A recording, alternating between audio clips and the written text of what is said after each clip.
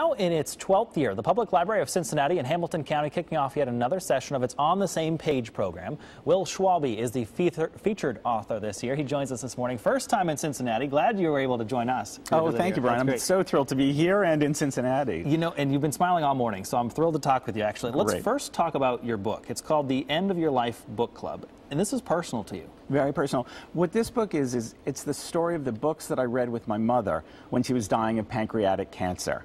But it's not a depressing book, or at least I hope it's not depressing. It's really supposed to be joyful. It's about how books tell us what we need to do in life and in the world and how they bring us close together. Bigger lessons to be learned. Absolutely, big lessons. Now you will be speaking, this is this afternoon, by the way, the On the Same Page event with the library downtown.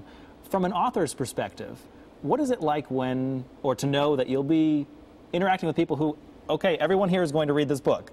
It's not a hopefully someone picks it up. It's the best feeling in the world. I mean, what could be better? And what makes me particularly excited is just the idea of people interacting over books. I mean, what are you reading is the single greatest question you can ask anybody. All of a sudden, you're on the same page, which is why I love the name of this particular event and love being part of it. I mean, it's a great way to connect with people, and you don't need to wait until someone is sick to do this.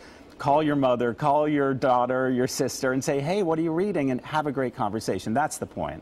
Is there, and maybe that's it in itself, but is there a lesson in your writing, specifically this book, that you portray to the rest of us who pick it up?